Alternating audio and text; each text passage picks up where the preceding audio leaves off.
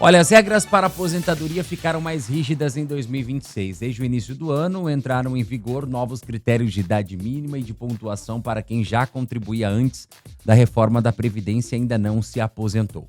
Para explicar o que mudou, quem é afetado e como evitar prejuízos no valor da aposentadoria, eu vou começar agora com a advogada, a doutora Juliane Penteado, especialista em Direito Previdenciário.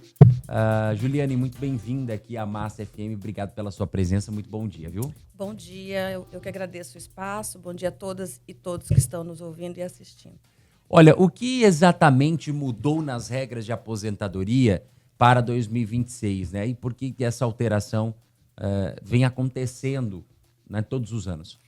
Eu tenho dito que a reforma da Previdência, ela não acabou, né? Ela veio em 2019, trouxe lá uma emenda que mudou a Constituição e mudou tudo.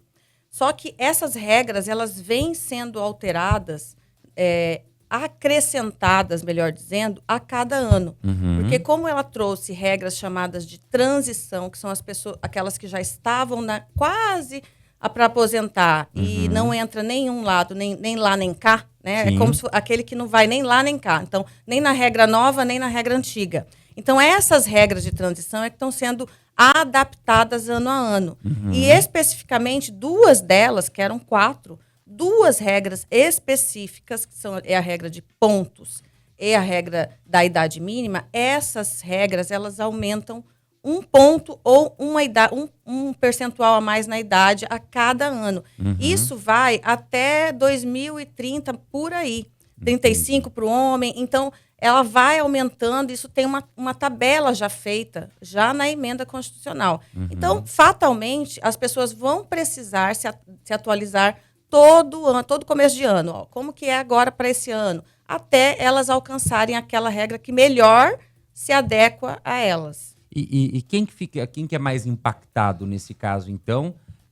São essas pessoas que têm uma vida inteira pela frente aí, e aquele que está perto de se aposentar, que às vezes fala assim, tá faltando agora 1 ano, 2 anos, mas aí no outro ano muda de novo. Como é que fica? Essas pessoas que estão nesse limiar aí, é um limbo, né? Que fica assim, olha, esse ano, o ano passado eu consigo daqui 1 ano. Ele olha assim, daqui 1 ano eu consigo. Só que aí chega no ano de 2026, por exemplo, aquela pontuação que ele tinha em 25 já mudou em 26. Então, é mais ou menos isso que você está perguntando. Fala, tô quase lá, mas não mas tô. aí muda de novo e eu não cheguei, né?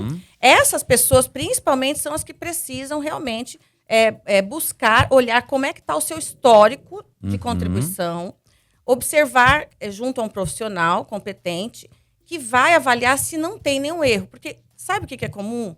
Você vai no INSS, no simulador, ele não é que ele está errado, porque ele está somando aquilo que o sistema tem. Mas, às vezes, o histórico de dados ele não está correto.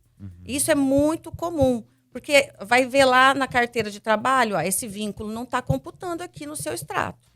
Então vamos alterar esse extrato.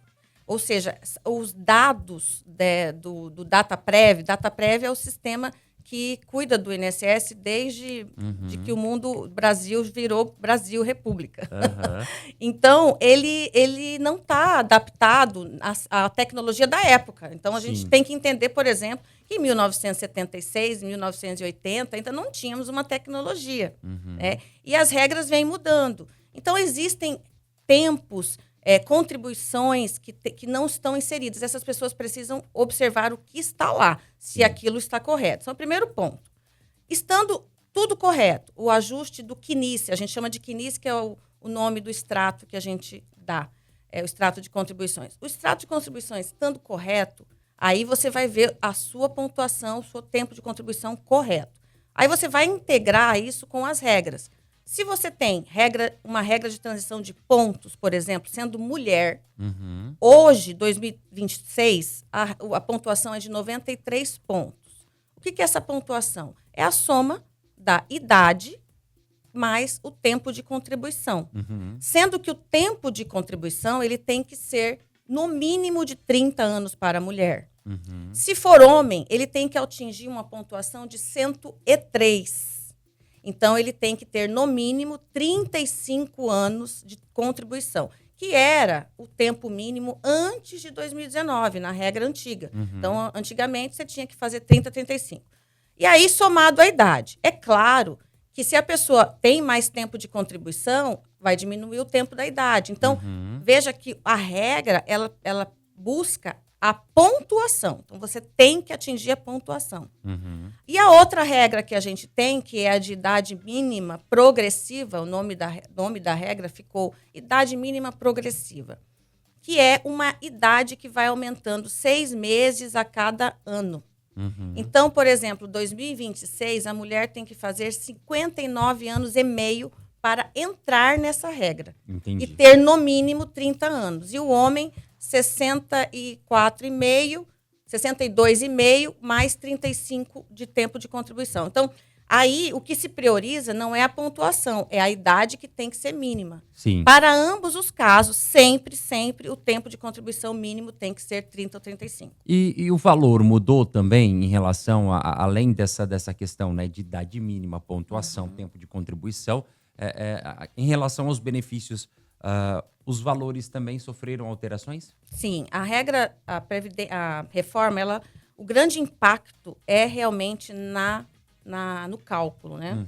Porque o que se tinha antes? Você tinha uma média aritmética, que é a soma de todas as contribuições dividido por número de meses, né? Média aritmética simples, desde julho de 94 em diante.